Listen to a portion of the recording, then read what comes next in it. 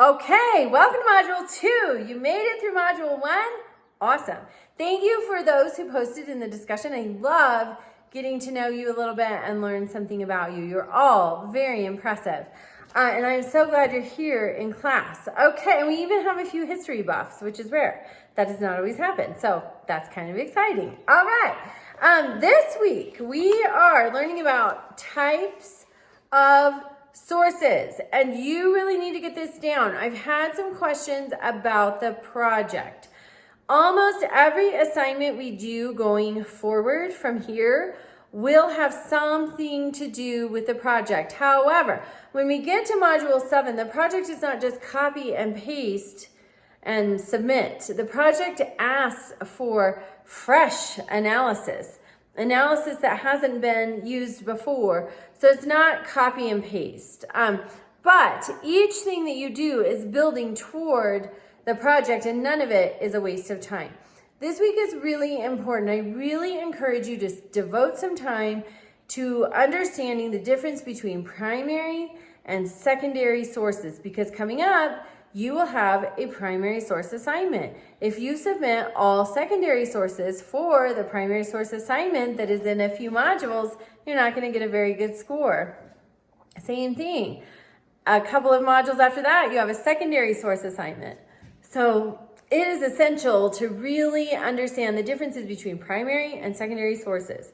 So what are they? Primary sources happened right then. They are pictures from the day of the event. They are the government proclamations, such as General Order Number 3, if you're looking at Juneteenth, such as the Indian Removal Act, if you're looking at the Trail of Tears. Those are primary sources. Maps, pictures, diaries, letters, contemporary newspaper articles of the day. So if you're looking at the first Earth Day, a contemporary newspaper article that was written on that day or immediately after. Those are the primary sources. Anytime you're going to submit something to me and you say it provides background, that is a secondary source. Secondary sources are removed from the actual event and they are analyzing, they're looking back, they're analyzing the event. So anything that provides background, context, history of, these are secondary sources. Primary sources are day of. There is no background, there is no context, they just are. I have my grandmother's class ring from 1920. That is a primary source.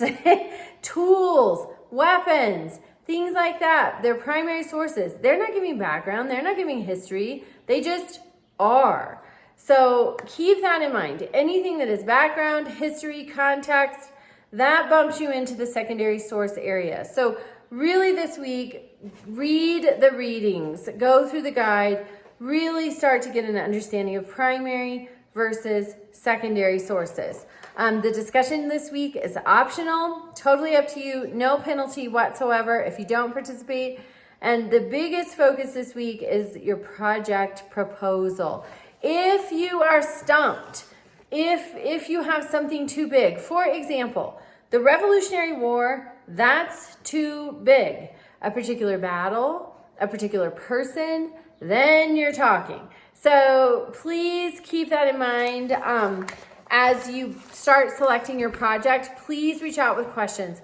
Also, something in this module is we're looking at when historical events impact us now. So for example, when you're looking at the immigration deportations that we're seeing in mass, or at least hearing about in mass in the news, you might look back to 1882. We had the Chinese Exclusion Act. We had a 10-year ban on Chinese laborers immigrating to the United States that was enacted May 6th of 1882.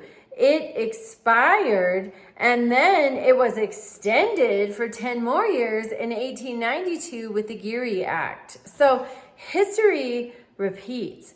This is why I will always be encouraging you to watch the news, reputable news, not junk, not social media, reputable news. Consume it because it helps inform your historical perspective as you study history. So please reach out with questions and have a great week.